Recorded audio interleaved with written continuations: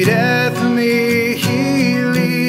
me by his own hand. He leadeth me, his faithful follower I would be, for by his hand he leadeth me.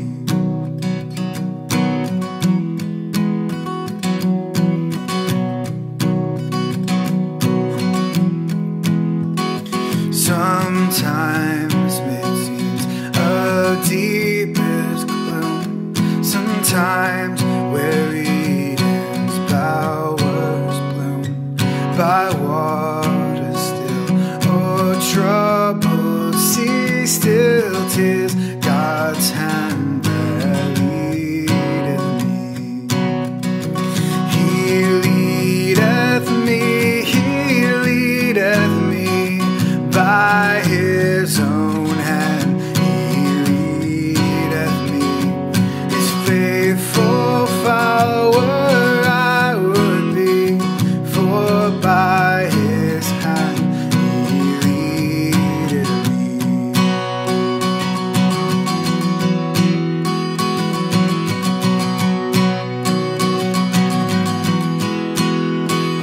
He leadeth me, he leadeth me by his own hand. He leadeth me, his faithful follower I would be, for by his hand he leadeth me.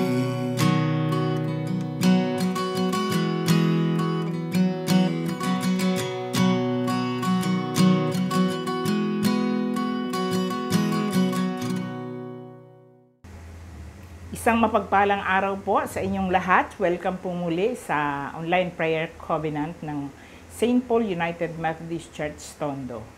So, sa umaga pong ito, ating pasalamatan ng ating Panginoon sa panibagong buhay at kasiglahan ng ating pangangatawan.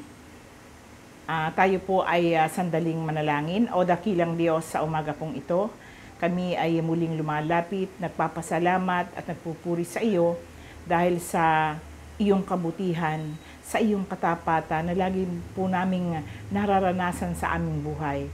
Dakilang Diyos, alam ko po na ang mga anak mo, hiwa-hiwalay kami, Panginoon, pero meron kami sa isang layunin na sa umagang ito, Panginoon, ay ikaw ang aming unang makapanayam at makapag-aral ng iyong mga salita upang ang aming pananampalataya ay lalo pang tumibay. Dakilang Diyos, tulungan mo po kaming maunawaan at buksan ang aming isipan, palawakan ang aming pangunawa para sa mensaheng aming maririnig sa umagang ito.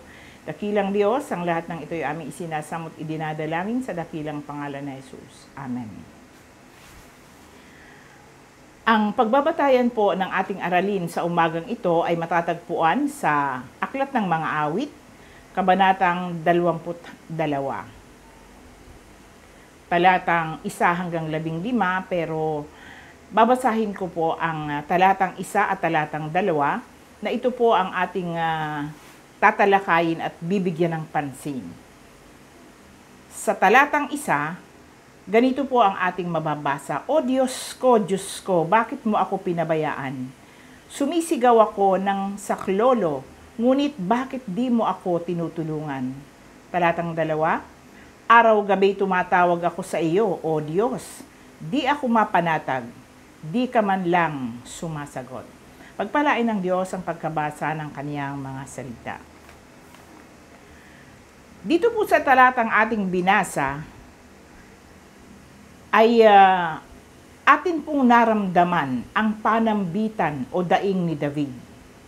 Ang mga salitang Diyos ko, bakit mo ako pinabayaan ay mga katagang lalabas sa bibig ng isang taong naghihinagpis at nahihirapan dahil sa isang kaganapan sa kanyang buhay. Kung atin pong maalaala, ito pong salita ni Jesus na ito, no, nung siya ay nakabayubay sa krus. No, isa po ito sa 7 huling wika ng ating Panginoong Hesukristo nung siya ay nabayubay sa krus. Nakaramdam siya ng paghihirap ng kalooban na maliban sa sakit ng kanyang natamo physically, malungkot siya dahil iniwan siya ng kaniyang mga kaibigan. Tanging si Juan at ang ilang mga babae lamang ang naroon sa kanyang harapan nang siya ay nakabayubay sa krus at isa na doon ang kanyang ina. Alam po natin ang ating Panginoong Hesukristo ay hindi nagkasala. Siya ay malinis. Pero bakit naramdaman niyang parang pinabayaan siya ng ating Panginoong Diyos?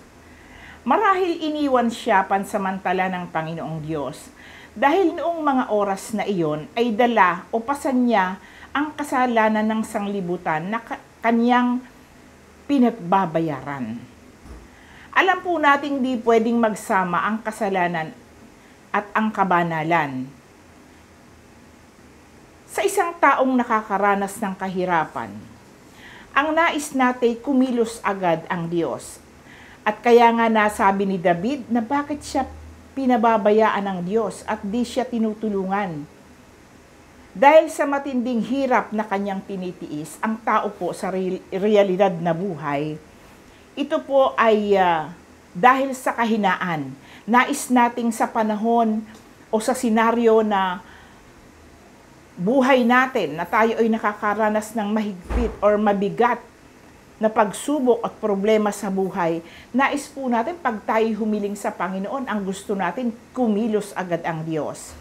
So nakikita ng Diyos ang kalagayan ni David at dilingid sa kanya ang kahirapang kanyang tinitiis. Kaya dito natin aalalahanin sa ganitong kalagayan na God is in control. Alam niya kung kailan siya kikilos para ikaw ay saklolohan. Itinuturo po sa atin na kailangang handa tayong magtiis na kung dumating ang mga ganitong pagkakataon sa buhay natin, ano po ba ang dapat nating gawin bilang mananampalataya? Yung lumapit sa Diyos, umasa, at magtiwala sa kanyang kapangyarihan. Pero ano po ang itinuturo nito sa atin? No, na magpasiyasat tayo sa Kanya at tulungan Kanyang makita ang iyong mga pagkakamali.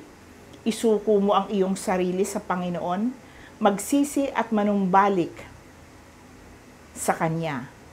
Dahil hanggat mayroon tayong itinatagong kasalanan or mga bagay na di mo pa naisusuko sa Diyos, hinding-hindi natin mararanasan ang presensya ng Diyos. Hindi po mananahan ang banal na Espiritu sa buhay natin kung may bahid pa ang ating mga puso. Huwag po nating iisipin natutulog ang Diyos o wala siyang ginagawa. Sa panahon na tayo po ay nangangailangan, sa panahon ng ating kagipitan, dapat lalo tayong manghawakan sa salita ng ating Panginoon. Ibigay po natin ang ating buong pagtitiwala sa Kanya at siya ay kikilos sa tamang oras at tamang pagkakataon. Alam niyo po, minsan sa atin pong mga Kristiyano, alam po natin ito, pero pagdating po ng mga mabibigat na problema, tayo po ay nadadaig ng takot at pangamba. Dapat maging matatag tayo. Kaya nga po ang sabi po sa unang Korinto 16 verse 13, maging handa kayo at magpakatatag sa inyong pananampalataya. Maging matapang kayo at magpakatibay. So maging handa kayo dahil hindi po natin alam kung kailan darating ang ganitong mga pagkakataon sa buhay po natin. Alam po natin na walang exempted sa pagsubok. Lahat ay pagdaraanan natin.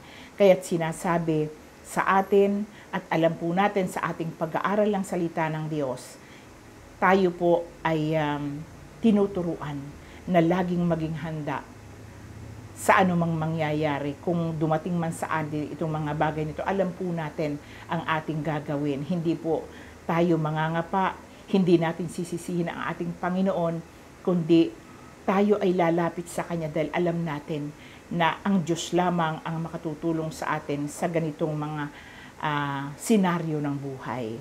At sinabi, magpakatatag sa inyong pananampalataya.